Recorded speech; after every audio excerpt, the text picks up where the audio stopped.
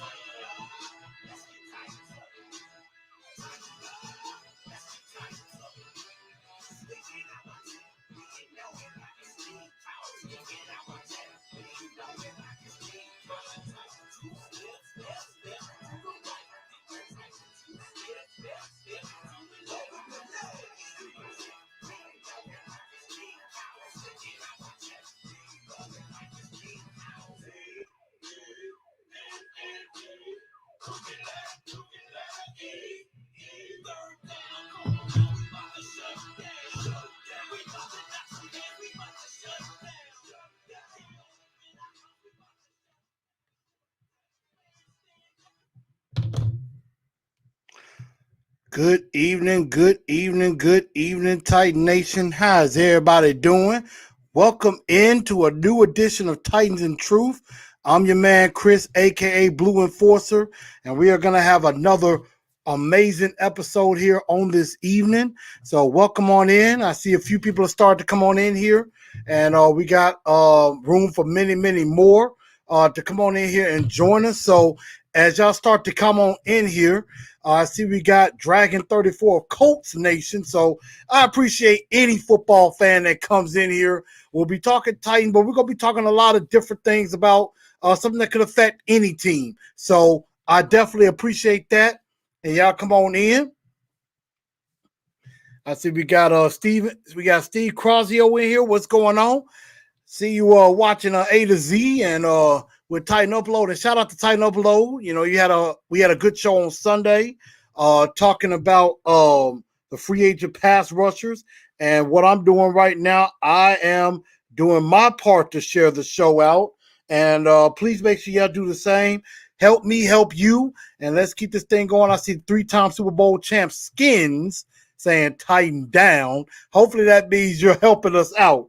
So, but I appreciate it. Anybody and everybody that that joins in on the show. So right now I'm just setting up some tweets and setting up some stuff. So everybody know what's going on. As you can see, I'm doing my part to share the show.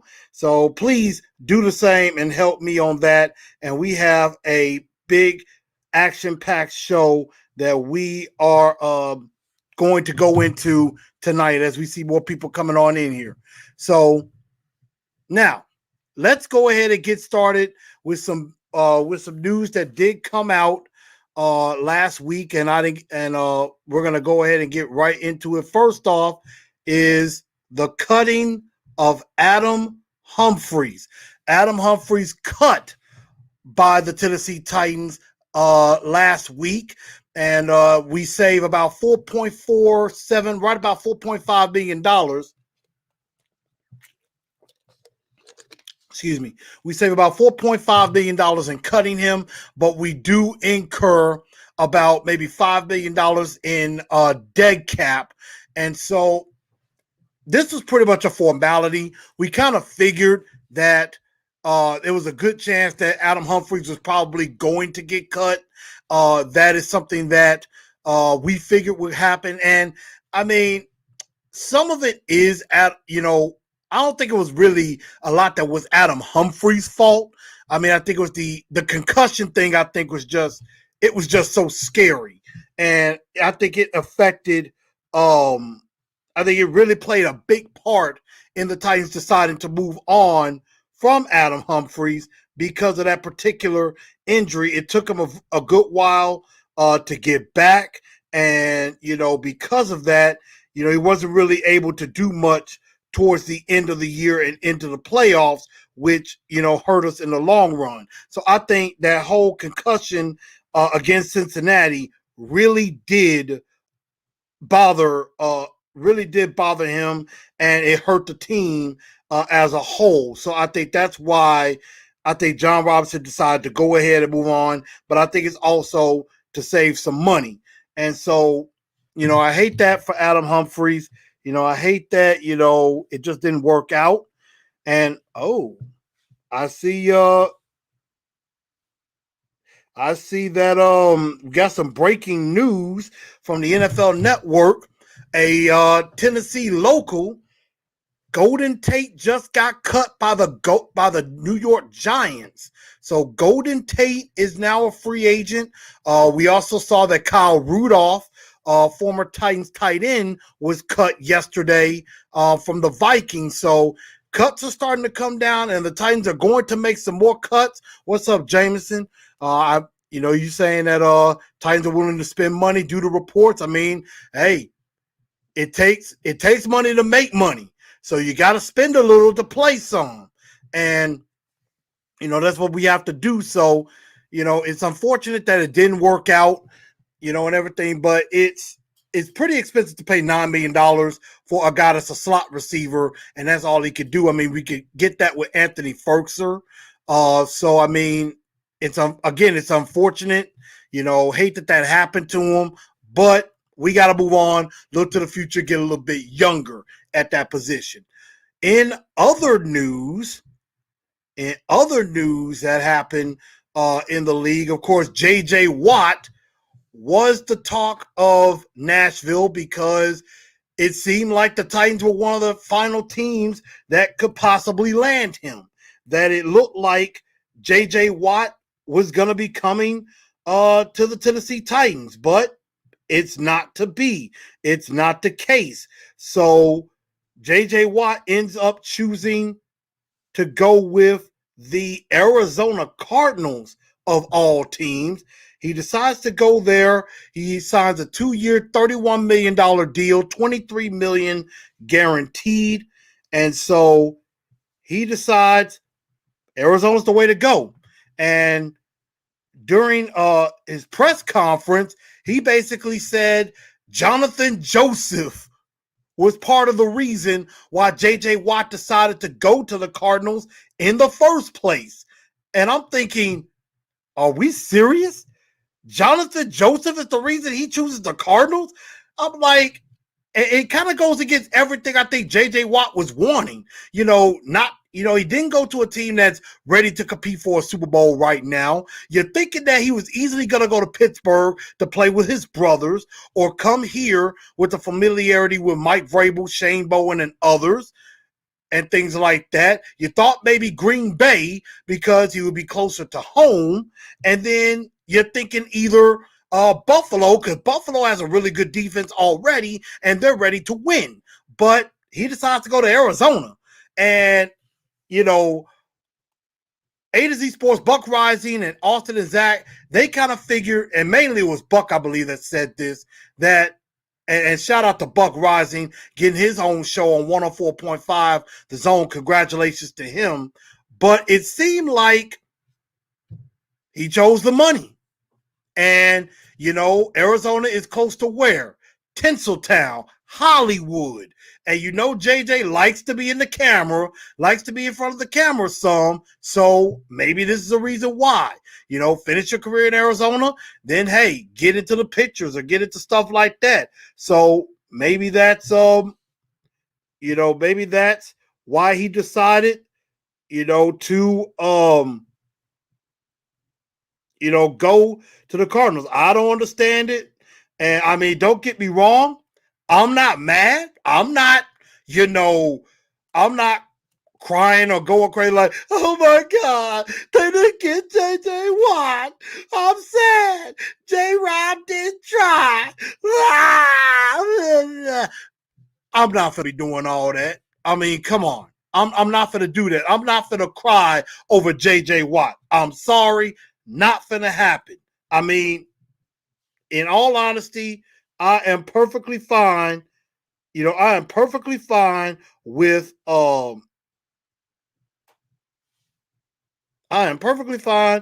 J.J. Watt going to Arizona. Hey, he's at least out of our division, and we ain't got to deal with that.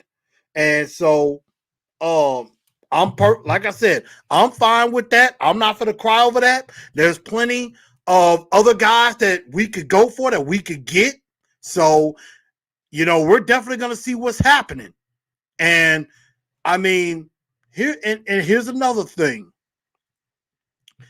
The report was that Arizona didn't even offer the most money for JJ. They offered right at about $15.5 million. The report came out from, I believe, an Arizona reporter. I wouldn't pronounce his name right. That Cleveland and Indianapolis offered more money, and that the Titans deal that was offered was very similar to what the Cardinals offered, but he just chose Arizona. So basically the top four teams were the Browns, the Bills, the Titans, and then Arizona just comes out of nowhere. Nobody saw that coming. I sure the hell didn't see it. But that's where he's going, to the Arizona Cardinals, and that's all I got to say about that. So let's just end it right there with J.J. Watt. I'm going to get some of y'all comments. Now, let's see. Jameson says, the shame. He says, the shame Adam Humphries that was never the same after that violent hit he took in the Bengals game. That's true. Steven comes in and says, shocked to see Golden Tate was cut, but according to NFL rumors, Titans, Jets, Bears, and Jaguars could be interested. Well, we'll see. I mean, Golden Tate, I'll say this, Golden Tate wouldn't be a bad option as far as like maybe a 3 or a 4 wide receiver, because right now, at this very moment, you're going to need a number 2, a number 3, and a number 4 wide receiver. Because the only ones you have on your roster right now, A.J. Brown, I want to say Nick Westbrook-Akina, and I can't remember if Cam Batson is on the team either. I believe he's a free agent also. But those are the only 2 receivers you got on the team. So you need receivers, and this is a good year to need them, especially in the draft. Again, it's deep, and I don't think J-Rob is going to skip the wide receiver class in this draft again. I don't think that's going to happen. I think he's going to be forced out to pick 1 or 2 wide receivers in this draft, and again, it's very deep, and basically I'm going to tease something for next week's show. We're going to be going wide receiver all the way. We're going to see who can get open. That's next week's show. We're going to be talking wide receivers. So Get pumped for that. Tell your friends. Tell everybody to crowd on in here to tell you the truth. I want to get up to 100 people watching on that so we can talk about wide receivers. I know that's a position everybody likes to talk about. Let's see. Steven Carter says, makes me wonder, I think releasing Jonathan Joseph was a mistake. This was something that was asked, I believe I think it was A to Z Sports. They might have asked that. They'd have been like, for the sake, if you knew you could get J.J. Watt, would you have kept Jonathan Joseph on the team? And I thought about it for about 0.2 of a second and said, hell to the no. Better yet, let me say this right. Hell to the no. No.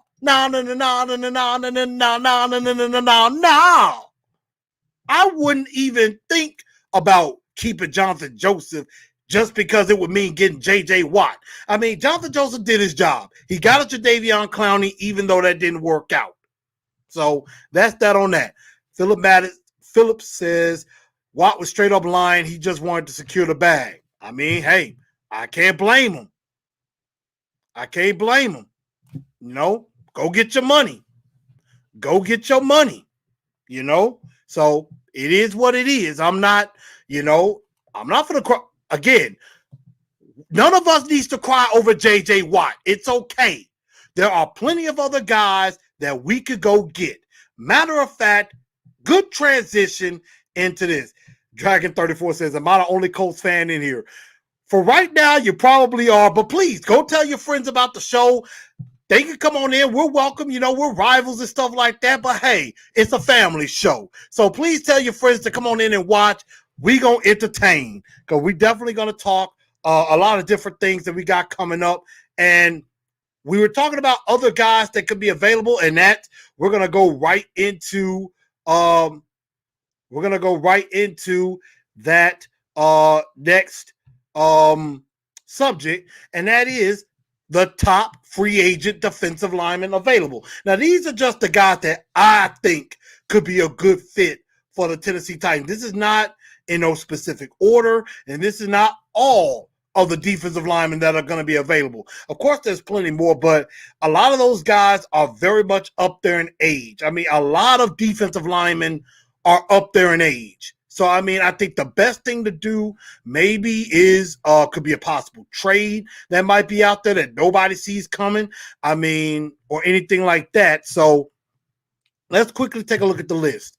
At number one, the guy I want the most, I would love it if the Titans went after this guy. I don't know if they'll do it, but Leonard Williams. And I've said this on other people's shows before. Leonard Williams, it's like I have a man crush, a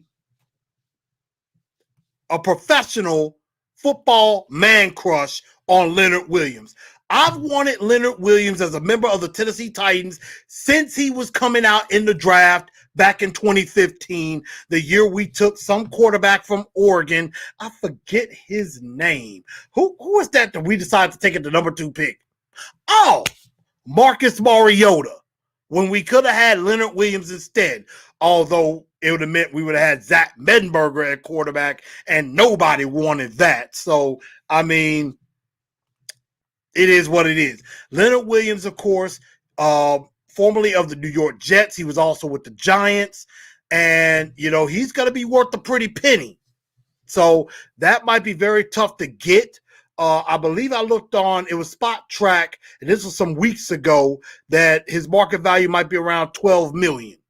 Now, again, that has been updated. I am not certain of those exact amounts as far as that, but Leonard Williams is going to be worth a pretty penny. It's going to be definitely worth a penny. Another guy, familiar name with all of us Titan fans and even Colts fans too, Jarrell Casey. Now, Casey was mad about the fact that we traded him. He felt we threw him away like trash.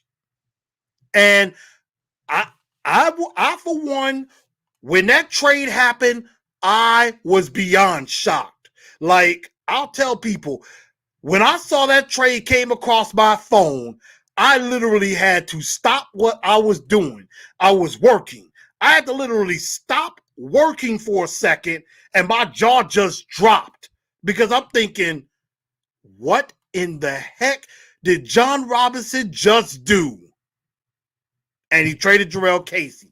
Now, Casey didn't play, I believe, after those first couple of games. He was out for the year, torn bicep, unfortunate. Excuse me. And the Broncos then cut him. So, I mean, it may be possible that the Titans bring Jarrell Casey back home, but at the same time, we know his play was kind of starting to deteriorate a little bit. And I mean, we'll see, because his market value has probably come down. It's possible, but I don't expect it to happen. Another guy who got cut recently by the Carolina Panthers, Kawan Short, is another guy, but he's up there in age too. I think he's like 32, 33 years old or something like that. And Ndamukong Suh is another. But I think he's going to go back to Tampa Bay because he's going to want to try to win another ring. That's just what I see. Daquan Jones will be on the market. And now I've heard a lot of people, from Buck Rising to Teron Davenport and others, they don't believe Daquan Jones is going to be back with the team. I mean, it still could be possible, but I don't really see that happening. I think they're going to try to get younger at that position.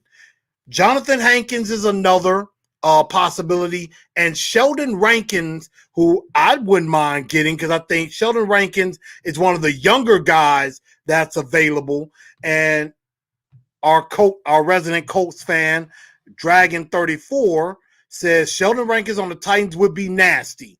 And I mean, Sheldon Rankins could be good. Steven says, J-Rob should get down on his knees and ask Jarrell Casey for forgiveness and come back. We'll definitely see about that. Philip says, spot on about Leonard Williams. Rather sign him over any free agent pass rushers. We're definitely going to see. My boy Chris Frazier, what's up with you? Let's see. I think a lot of people wouldn't mind if J-Rob and Mike Vrabel go apologize to Jarrell. So I think a lot of guys wouldn't mind that. But those are just a few names of defensive linemen that could be available free agency-wise. That could be a possibility. Now, also going into, now we're going to be talking into our draft. And I'm probably going to come out with another mock draft. I may do a small video doing another Titans mock draft as far as what I think the Titans are going to do as far as the draft. Maybe come out with another mock draft maybe before next week's show. And then I will do a NFL mock draft, pre-free agency mock draft right before free agency starts. I think I'll probably do that and also do a show previewing what I think the Titans will do in free agency. Now let's go into the draft. Let's talk about this draft class. And a lot of draft people have said that the interior defensive line draft is just not very good. It's not very deep, and it's not one that you really should invest in a whole lot. But I beg to differ on this. And there are some guys that I think the Titans could definitely take a serious look at. But before we do go into that, I'm going to take this down for a second. Before we go into that, I want to talk about one of my, a friend of the show, a supporter of the show. Y'all should go check her out. And that is my girl, Allison Conley of Rose Jewels Boutique. Definitely check her out. I'm going to be putting some information up on my page with her information and things like that. You should definitely check her out at Rose Jewels Boutique. She does a lot of stuff as far as jewelry and anything like that. So, fellas, if you want something for your lady, if you want to get something for your lady, something nice, something special, something handmade, something that could be especially for her, definitely hit my girl Allison Conley up. She's on Facebook under Rose Jewels Boutique. Definitely go check her out. You could definitely hit her up as well on that page, and take a look at some of some jewelry that her customers are sporting and things like that. So, fellas, if you're wanting to do something for your lady, definitely check that out. And she also could do male jewelry as well. So something for yourself too. Some of them jewelry for your wristband, with the beads and stuff like that. Definitely go check her out. I think I'm gonna get me one made. I might get me a bearded little Titan necklace or thing to wear on my wrist. Maybe it'll bring the Titans good luck or something like that. So definitely check her out. Rose Jewel Boutique on Facebook. I believe she's also on Instagram. Definitely check her out as well. Also, if you're looking for getting your taxes done, if you're looking at getting your taxes done, tax season is here. We got about a month before taxes are due. April 15th is going to be right around the corner. So definitely check out Continental Sources Tax Consultants. She'll definitely work with you in anything like that. As far as your information, making sure that you can get the best tax return, everything possible. She's very good at that. My wife and I, we went with her last year. She's going to be doing our taxes again this year and everything. And she did a very great job with our taxes last year. So I'm definitely glad to support her and to help her out. So if y'all want any information about that, hit me up either here or leave a comment on YouTube, leave a comment on at Titans_in_truth on Twitter, or at TNT Enforcers on Facebook. Let me know, and I'll be glad to get you in touch with her, get you in contact with her if you need somebody to do your taxes and can get you a very good return, that can get you a good return from the IRS, because we don't like paying Uncle Sam. Uncle Sam wants his money. So definitely get with me if you want to get that information. Let's see. Titan Rob says, don't sleep on Tier Tart. Maybe merch will be better in year 2, helping Big Jeff in the middle. Now, I've said this for quite some time. Big Jeff needs a running mate. Big Jeff needs a running mate on the other side. I'm not talking about at nose, even though we could use one, but I'm talking about where he's lined up, and then another big-time defensive tackle, defensive end to line up with him, and they both could get after the passer. Because when Jadeveon Clowney was really putting some pressure and was helping out, it made Jeff Simmons look a hell of a lot better. And Jeff Simmons looked good. But then once Clowney got hurt, it messed him up, because now teams can focus a double team on him, and you really didn't have nothing else as far as the pass rush. Harold Landry was trying, but he didn't have no help either. So Big Jeff needs a running mate.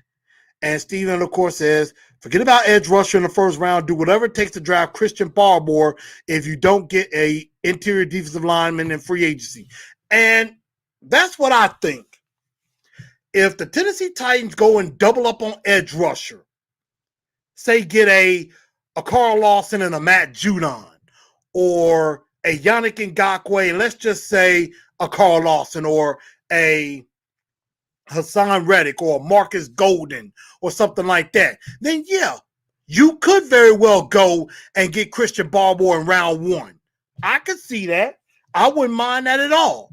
So that would be something that I wouldn't mind seeing, to be perfectly honest. Let's see. JT, what's going on? He says, I believe the Titans will draft the most valuable player instead of getting needs for the first round. And JJ got an offer near the same as Arizona from Tennessee, so they are going strong. And that was some articles that I brought out, and I think some other people have talked about that. The fact that the Titans went hard for JJ Watt tells me the Tennessee Titans are gearing up. They're going to make some moves, like a big move, maybe 2 is on the way. So something is about to happen. What's going to happen exactly? I don't know. But we are about to see, and it is going to be a lot of fun. So let's get into these interior defensive linemen. And like I said, here are my top 5, and then here are some other options that you can look at. So first off, my number 1 guy is, you got the other options. I'll talk about the top 5 in just a minute. The other guys, you got 2 guys from USC, and Marlon Tupulotu, I hope I said his name right, and Jay Tufele from USC. Also, Osa Odigizuma from UCLA. Also, another guy that I kind of started to get impressed with, just got outside of my top 5, Jalen Twyman from Pittsburgh. Him, Patrick Jones, and Rashawn Weaver are some good, was a nice trio of guys at Pittsburgh. And again, Patrick Jones, by the way, has been meeting with the Titans. So that's something that is definitely something to look at. And then Marvin Wilson from Florida State. Now, I had Marvin Wilson in my top 5, but I kind of took him out for this reason. There was some film I looked at Marvin Wilson. I looked at him against Miami. I looked at him against Louisville, and I looked at him against Georgia Tech. And I just wasn't thoroughly impressed with him, because it looked like, there were times he was getting moved off the ball. There were times where it looked like he got tired easily. And, he tries to be a vocal leader. I think he does more talking and less playing. And that's something we don't need. That's something we do not need on this team. So that's why I really kept Marvin Wilson out of my top 5. But here is my top 5. And we start with my number 1 guy, Christian Barmore. 6'5", 311 pounds from Alabama. He had 37 tackles, 8 sacks last year. I think he had, I want to say he had 3 to 5 sacks the year before, and in spot duty, and then he was a full-time starter. So I mean, I like Christian Barmore a lot. I think Christian Barmore could be a big-time help and also a big-time threat in this defense. I think he could be a terrific running mate next to Big Jeffrey Simmons. And I'm pulling up the sack numbers. Again, he had 8 sacks this past year, and then the year before in spot duty, he only had 2 sacks. So when he took advantage of his opportunity when it was there for him to start. And so here's some things that I liked. He has some pass rush moves, power for explosiveness. So he has a lot of power. And he's very versatile, could play all over the line. He could play at nose. He could play at defensive end. He could be a pass rusher in a 4-3 setting. So I definitely like Christian Barmore a lot, although there are a few weaknesses in his game. He does need work in stopping the run at times. He could definitely get better with that.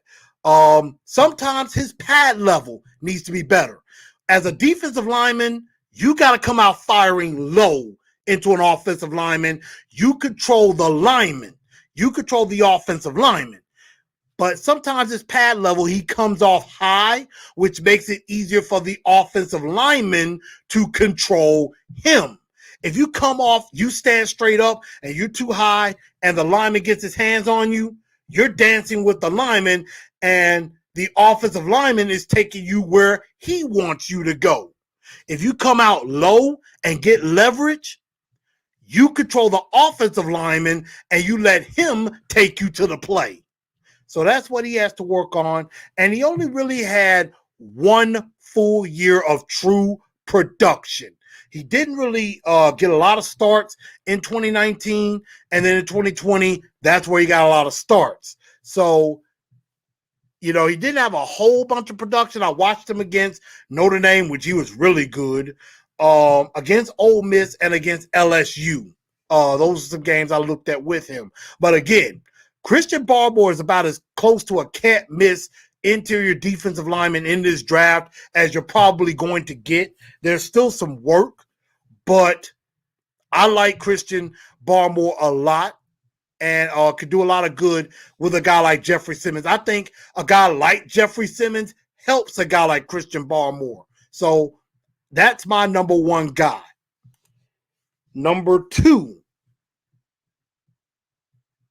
and I'm going to get to this comment right quick before we go further, but I'm going to put his picture up. I see JT says, Jay Tufele looks a little small to me. I do like the top 5 defensive tackles. Let's see, Jameson says, I'm not very versed in the possible yard we could draft to improve our defense, so I'm going to just listen to your opinion. Okay, I definitely understand, but hey, I'll help you with that. But another guy that we could take a look at is a Davion Nixon out of Iowa. And this is a guy that really just came out of nowhere that I kind of thought about. I didn't really think about him till about maybe a week or two ago. And I started looking at some film and I was kind of impressed. He's 6'3", 304, had 45 tackles, 5.5 sacks, and had a pick 6, I believe, I want to say it was against Penn State. I want to say he had that pick 6. Thing I like about him, he's very athletic, can play all over the line, and definitely has some very good hands. And is very strong. Is definitely very strong upper body and everything. So he does have some pass rush capability and could definitely cause some damage. However, on the other side of that, he does have trouble getting off blocks. And there was a game in particular, if you guys go look him up playing against Nebraska. And I cannot remember the video I watched. There was a guy, there was a video that I watched. The guy, he did an excellent job analyzing Davion Nixon down. And this game against Nebraska, there were times where this Nebraska offensive lineman, this guard, I believe his number was 71, where there were times that this guy dominated Davion Nixon at times. And that was because maybe his pad level wasn't great. And when that offensive lineman got his hands on him, Davion Nixon had too much trouble getting off of those blocks. And he struggled with that. And so that's something that he does have a problem with and needs to get help with. He's still very raw. He doesn't have a lot of production. I believe he only has maybe another year and a half of production and things like that. J-Rob values production. J-Rob values a guy that gives a lot of production. And that's something that, is still left to be desired as far as that. It needs more experience could definitely help. Number 3 is we're going to go even bigger at nose tackle, and that is Aleem McNeil from NC State. 6'2", 320 pounds. I mean, this dude is a monster of a man, a big man. And he had 25 tackles. He had a sack. He had an interception for a touchdown as well. Here's the thing about Aleem McNeil that will do us a favor. He is a true nose tackle. He is a space eater. He is a guy that could take up 2 offensive linemen and could help free up, Rashaan Evans or David Long, or even if we bring Jayon Brown back to help make tackles. He is a space eater. That's what he does best. He can help stuff the run. He's very athletic for his size and things like that. However, on the other side, he does need to, if he's going to help rush the passer, which probably as a 3-4 nose tackle, you're probably not going to be expected to do that. He's not going to be expected to do that. So his job is basically clog up the A gap and make it so that other guys make plays. And, he's not extremely fast, but he is athletic and everything. So, give me just a second.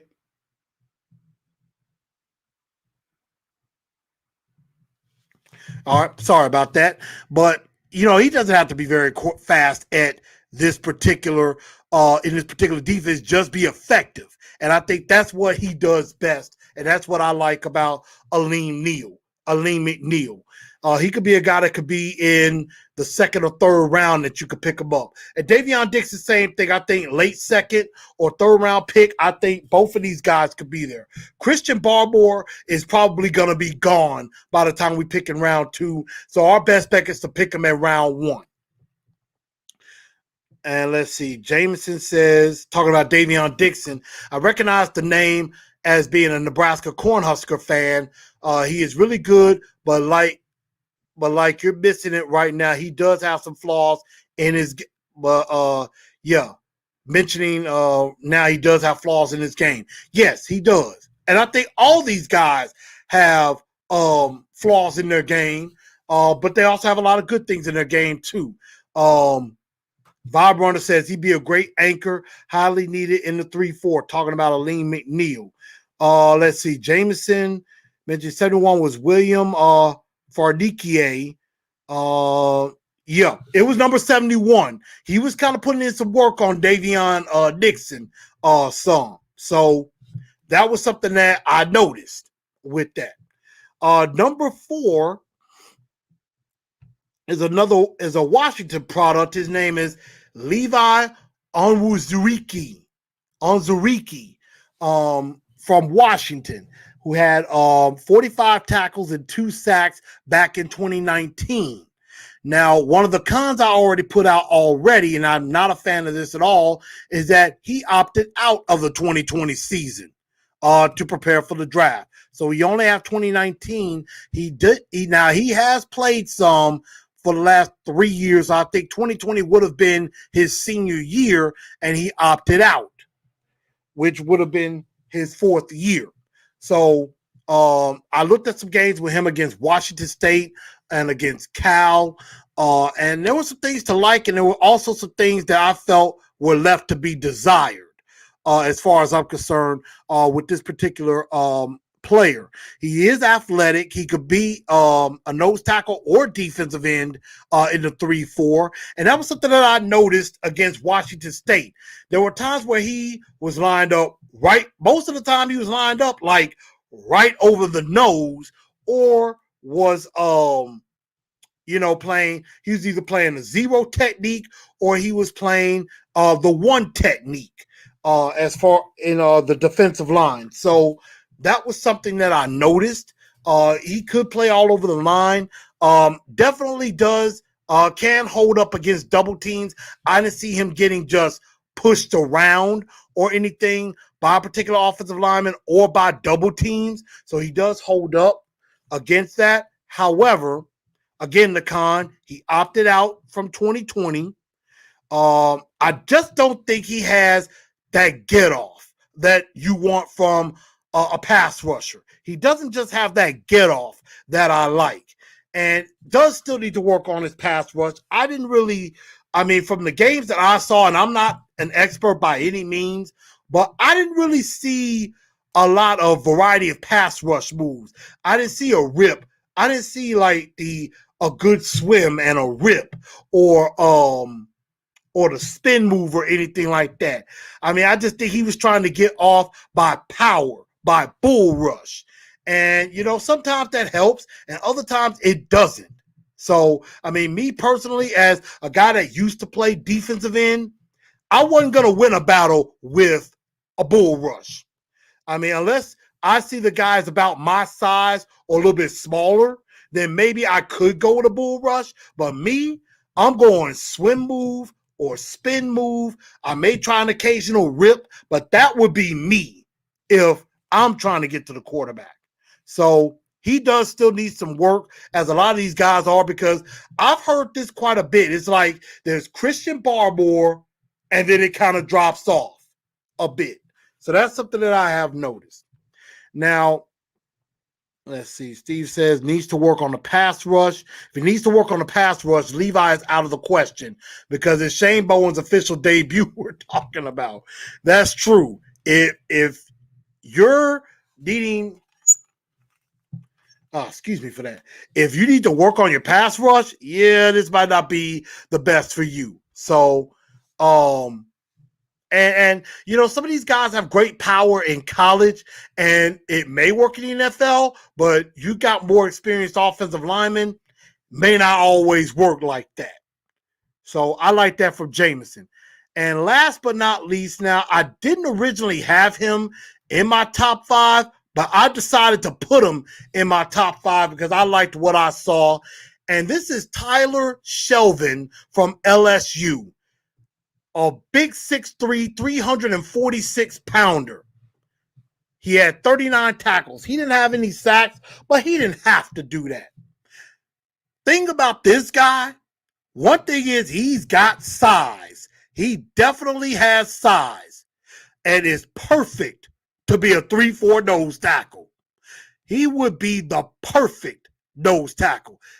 I mean, he's very strong. He holds up well against double teams. Like, there were reps I was looking at. He did not get pushed around at all. And there were times he was even battling past the double teams a lot.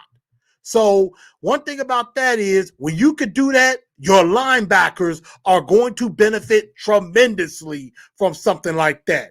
I mean, he's a big dude, and he's an immovable object. And that's exactly what we need in the middle of our defensive line.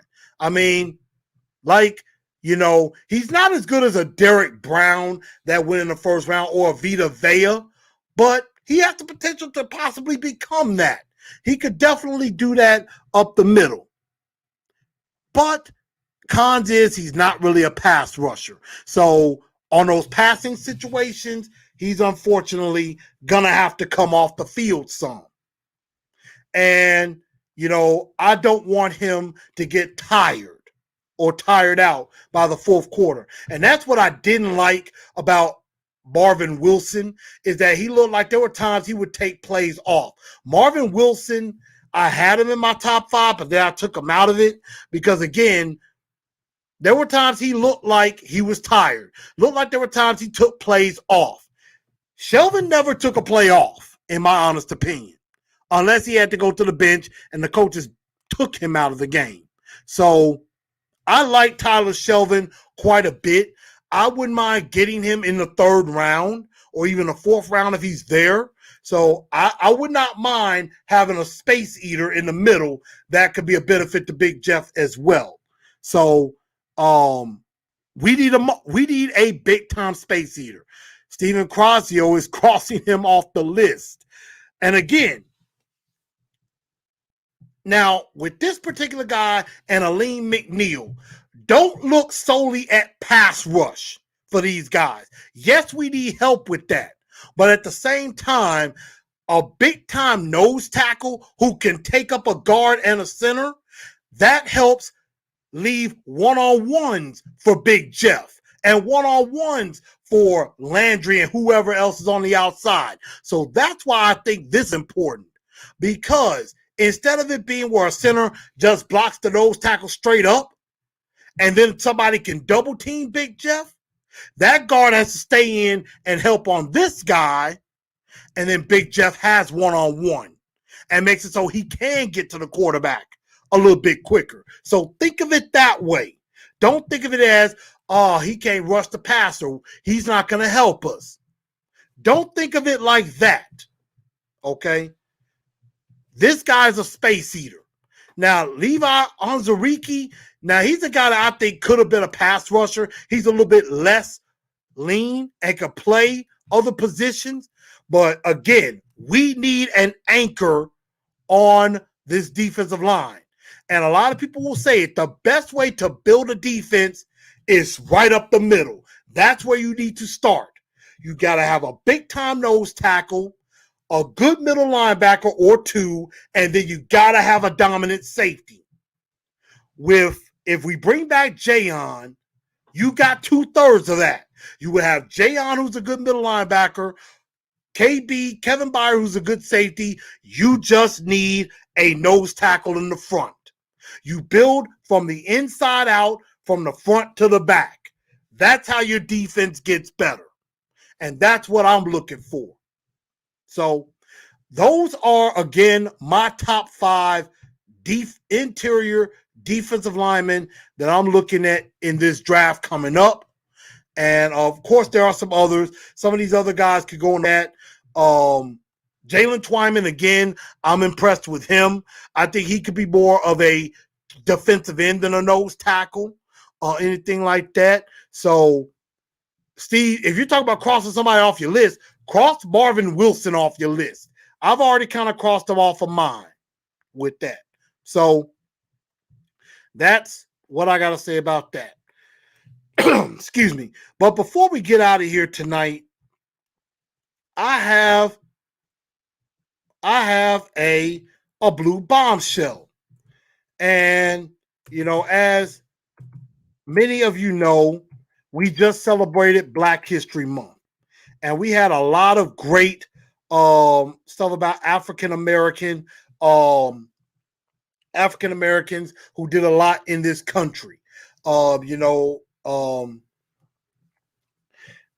You got Alexander Morgan, who invented the stoplight and the gas mask.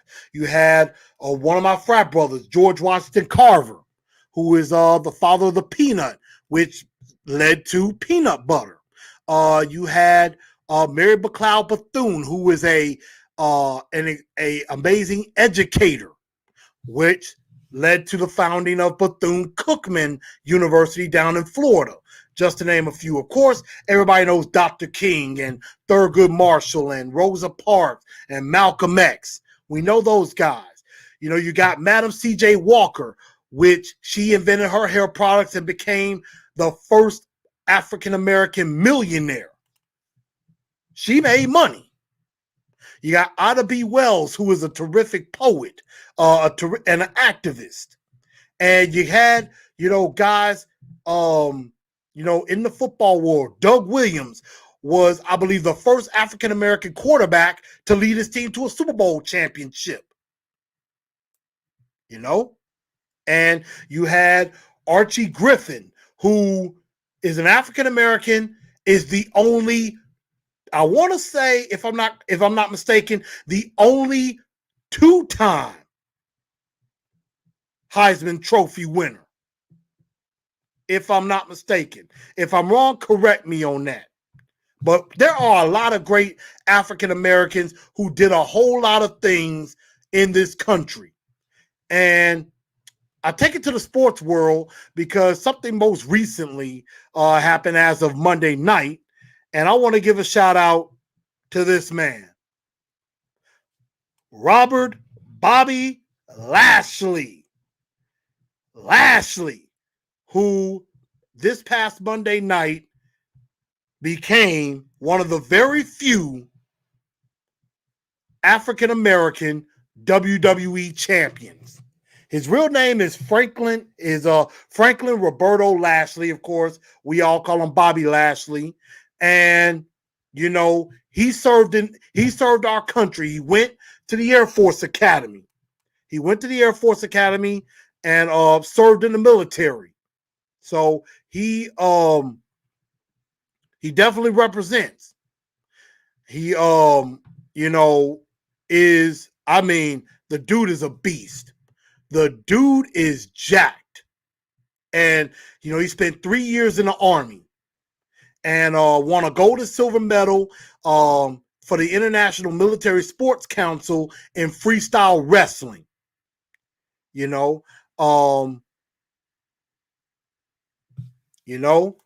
He had a knee injury that ended his amateur career. He tried to qualify for the 2004 Olympics, and because of a robbery that he witnessed, he suffered a knee injury and was not able to go on to compete in those Olympics. But despite all of that, last night, after 17 years in the business, Bobby Lashley is WWE champion. He goes down with the guys like The Rock, Kofi Kingston, Booker T, even though he was World Heavyweight Champion, Mark Henry, World Heavyweight Champion. Of course, Farouk, Ron Simmons, was the first ever African-American World Heavyweight Champion in wrestling.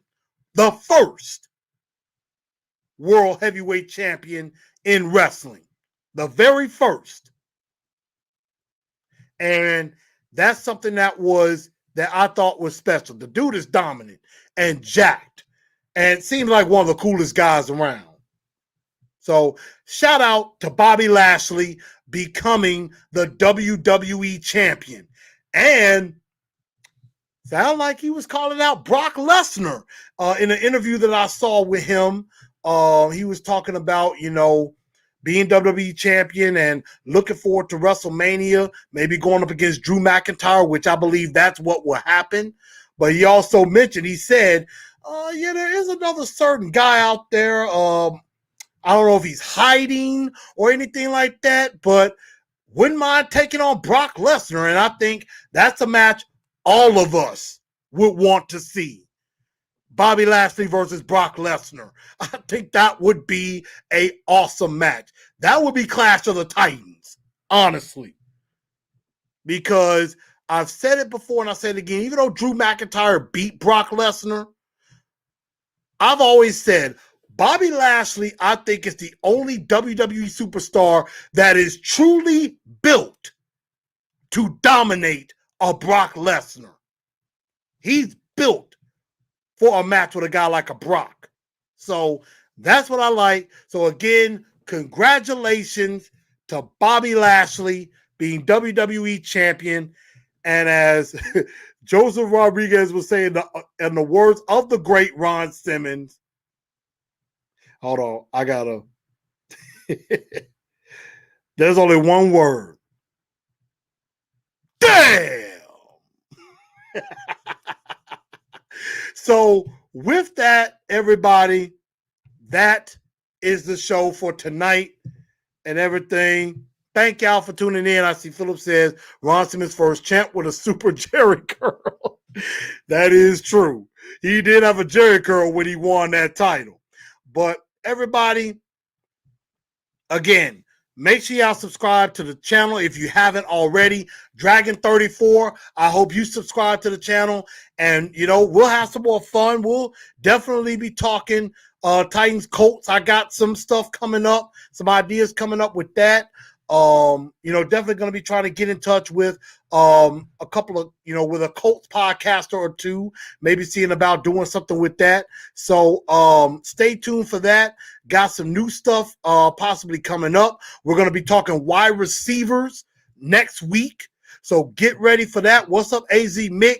So get ready for the wide receivers show next week.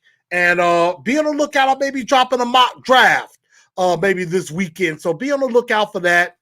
Thank y'all, everybody, for tuning in to Titans and Truth. I'm your man, Chris, a.k.a. Blue Enforcer.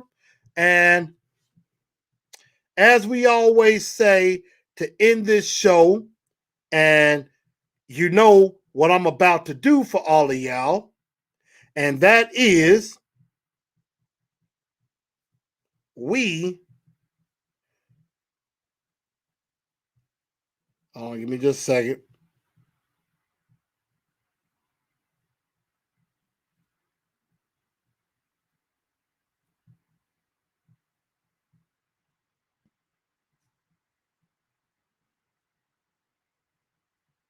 Okay, sorry about that, y'all. But yeah, let's get out of here, call it a day, and let us always